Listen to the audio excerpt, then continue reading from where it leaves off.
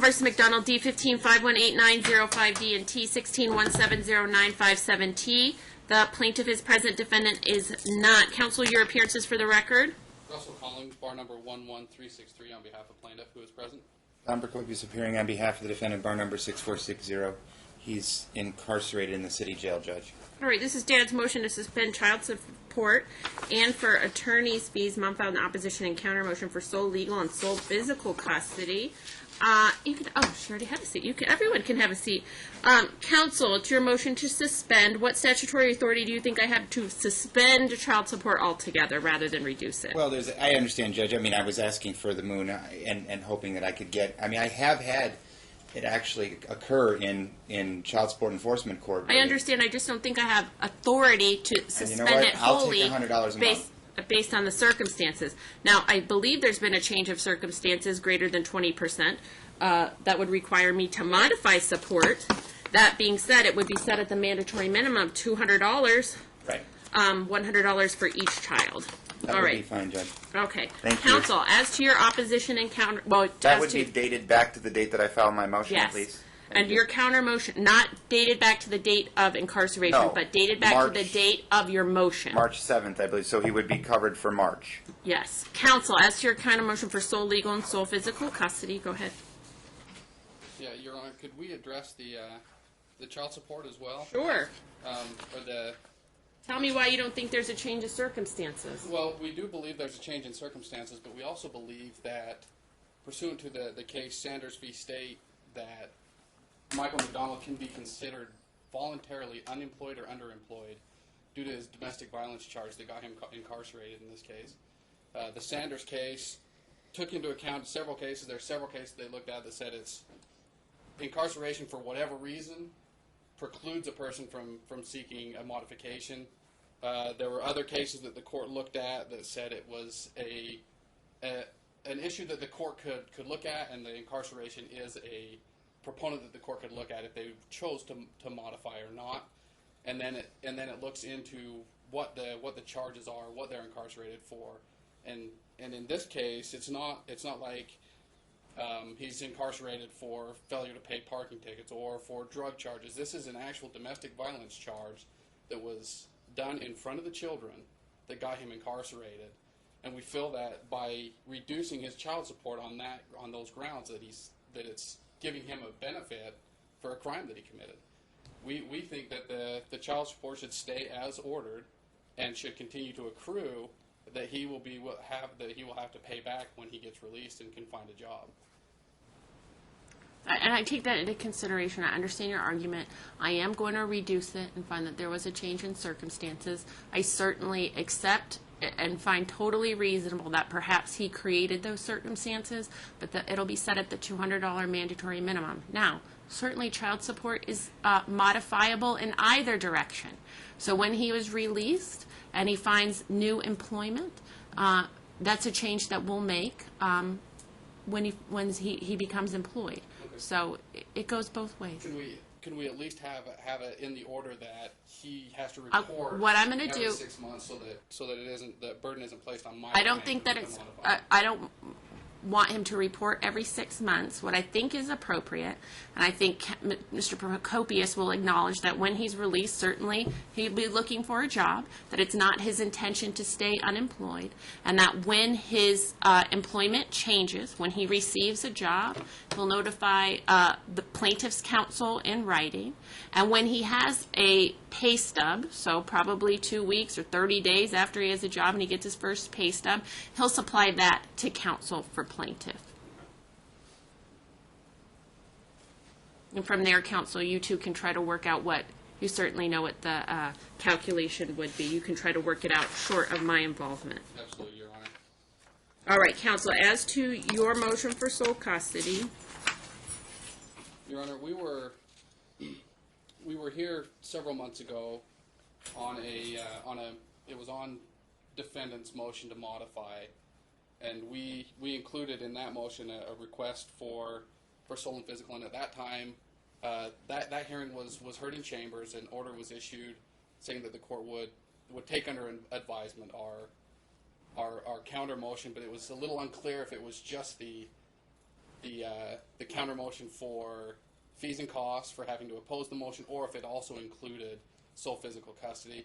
We prepared an order, and there was some issue back and forth, and Your Honor wanted us to exclude the sole custody argument. So that's why we've included it here.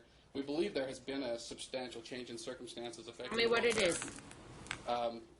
Plaintiff or defendant has been incarcerated for domestic violence that occurred while the children were in plaintiff's custody and in front of the children. He is currently serving. And that was subsequent to the final order, custody order in this case? It was, after? Your Honor. Okay. The final custody. What was the date, the alleged, well, the date of the domestic violence? It was on, it was in November on Veterans Day. November 2016? Yes. Okay. And the final decree was entered on in October. I believe it was October 31st, or right around there, is when the final decree was entered. He's currently serving a 180-day sentence, and he also has a hearing coming up on Thursday for multiple additional violations of the protective order, and is looking at potentially another 6 months in jail. A new case or? A new case. Okay. It's not exactly true, but I'll explain. What is it on Thursday, Mr. Procopius? What happened was He's in custody on one He did get DV? convicted of a DV. Okay. He had a suspended sentence. Okay. He then there had a violation of a protective order that violated this suspended sentence, which Okay. then gave him the 180 days. On the first. On the first. Oh, That's so what he he's wasn't serving. sent. He was violated on the first. Correct. When he went to trial, my understanding is when he went to trial on the violations of the protective order, other things came up, and so it's all part and parcel of one area of time. It's not like he You continues to counsel- violate. Right. Okay. I Wait. wasn't, but I went and talked to the city attorney or the public defender Okay. in the case, and he Okay. explained to me what happened because I couldn't figure out what exactly was going on with regard to that. I don't But know. he has another hearing on Thursday. I guess He's I- facing additional time. that I don't know, honestly. That it is, Your Honor, and Candace is actually appearing as a witness on Thursday for those new charges. They are actually new charges.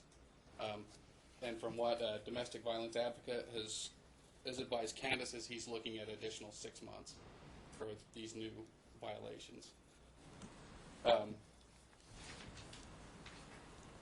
And we believe pursuant to NRS 125-480K, the fact that he has not only allegations of domestic violence but has been found guilty and is serving a sentence for domestic violence, that it is in the children's best interest for Candace to be awarded sole legal and sole physical custody. We were before Judge Hardcastle on November 29th. At that point, she had advised that she was leaning towards granting that anyways, but we agreed to do a supervised visitation agreement instead. Defendant was unable to comply with the supervised visitation. He was continually late. He harassed the staff at Donna's house. He left a package there for This Candace, isn't in their which is motion, also, Judge. which is one of the violations that is currently being addressed in his new charges. Was it package of stuff he A left at package. Donna's house? He left at Donna's house for Candace. What was it? It was a perfume with a picture of a skull on it that said "Crazy Love," and he instructed my 5-year-old to give it to me at the end of visitation. All right. Well, Mr. Procopius, let me give you an opportunity to discuss this, but let me also give you this first. Is it more appropriate for me to hear this after Thursday? It probably would be, Judge. And the Does that give us a little? Because look, go ahead. this is, well, first of all, I think it's a little outside the purview. A counter motion like this, when all I'm bringing is a motion to modify child support on a temporary basis, it kind of goes beyond what a counter motion should really be, in my opinion. I mean, because I got hired to do one specific small job. I didn't get hired to argue a custody case. That being said, at this point, on a temporary, you can only do a temporary anyway, no matter how you do it today, in my opinion, because you have to have to change custody. You have to have an evidentiary hearing. Absolutely. Okay, My question and- to you is based on these allegations, which I don't have a lot of information on, it seems as though you have a little bit more, but not a lot. Do we wait until after Thursday to see what happens on Thursday because it solidifies some issues? It's fine. And like I said, on a temporary basis, he can't be really involved in legal custody decisions anyway. So on a temporary basis, I don't know that I would have a problem with a temporary sole legal custody situation. Sole physical custody is not even really a word. Well, and okay. this is what I struggle with. Just like you're saying, Mom already has primary. Right. There's already a bunch of other things. I don't know that, and this court, because there's not really a thing, sole physical custody, you already have primary. That's the most you can get. His visitation is supervised. Has it been suspended at this point, though? Well, because he's in custody, right. But you can suspend it temporarily while he's in custody. I don't know there's any reason for me to do so because he's in custody. And my client could have to bring it back to court to modify things once he comes out of custody. All I get in the situation is this, Judge. You know what? I do abuse neglect work as well. And I've got people that have mental health problems, have serious domestic violence problems, have serious drug problems. And they still get to see their kids. Here's my concern, and I've given him, and that's why I want to wait till after Thursday. If I've given him the opportunity to do supervised visitation, and he cannot do or follow the rules of supervised visitation, right, and he's violating a protective order and trying to utilize the children to send messages and or gifts to Mom, right, and he's not appropriate during supervised visitation, I have no other choice. Right. So, what I would like to do is wait until after Thursday. All right, so that I have in front of me what happens at the Thursday hearing. All right, if he's convicted of violating the protective order while at Donna's house, that changes what I'm gonna do. All right, and it would be solidify and cut down the issues for me.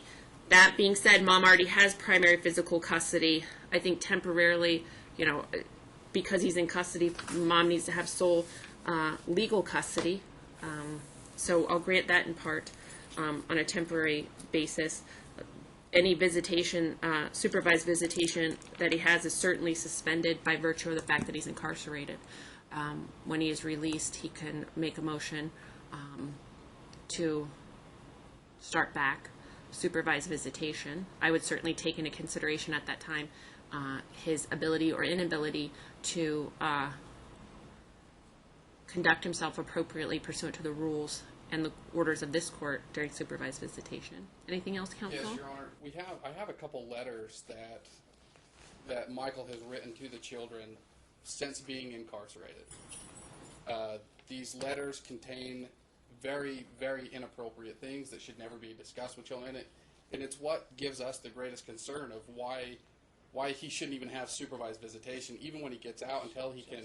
Okay, so I just suspended it. Absolutely, I understand your concerns. When he is released, whenever that is, it sounds like there's new charges pending or new violations pending. He will have to come back to try and reinstate supervised visitation. At that time, I'm telling you, it's likely that the court will hear things that he's sending to the kids, his behavior at Donna's house, any violations at Donna's house, those would all be relevant. And I think I said to Mr. Procopius, if he cannot abide by the rules of Donna's house, the court is left with no option. I understand, and I need him to have visitation and contact with his children. His children need that. I want him to have that. However, if it is not safe and he cannot follow the rules and he's in custody for violation of the rules, there's little else I can do. My hands are tied. He's created a situation that forces me to, if all of those things are true, to eliminate supervised visitation because it needs to be safe for everyone. All right, that being said, let's come back. Counsel, that trial set for Thursday. You have no information that at this point that it's going to be continued, but that it's a go on Thursday. But the court. I would think since he's incarcerated, he's going to go. Okay. So let's set it for 2 weeks. Status check. Counsel, if for any reason it is continued, certainly file stipulation, and understanding that the idea was to set the status check after that criminal trial, right? And tell me what date the Ask trial. anything that they're going. I need to not be ambushed in court Your Honor. with letters and things that are outside of motions. I mean, I didn't write an opposition because it was based on one thing, incarceration. And then they start bringing up all this other stuff in court. That's not the way it's supposed to work. That's all I'm asking, Judge. I don't want to cast aspersions. I just don't. I think I deserve to not be sideswiped in I court. understand. Your Honor. Yes. Just to address that, if we would have gotten an opposition and replied more than 5 hours before we were supposed to come to court, we would have attached all these letters and everything in our reply to his opposition to our counter motion. But he filed that yesterday. But that was new evidence. Okay. You can't do that in a Right. reply. Listen. If this is how procedurally we will proceed, if he wants to reinstate supervised visitation, he will have to file a motion telling me why it's appropriate. And you're going to file an opposition. Attached to it will be all the documents you would like to raise an argument, all right? And I will make a determination, okay? Thank you, Your Because Honor. it's a visitation schedule, I don't think that I need to have an evidentiary hearing, so I'll be prepared sure. to make an order at that motion hearing, all right? Thank you so much. As far as the status check, Your Honor, can we waive Candace's appearance? Absolutely. Her appearance is always waived unless I make a specific finding that you need to be here. Because of the allegations of domestic violence in this case, I'll always allow you to appear via telephone, all right? Not here in the courtroom unless that's your preference, all right? Thank you, Your Honor. Thank you. The time is May 18th at 10:15. Thank you, Your Honor. Thanks. Have a great day, counsel. You too.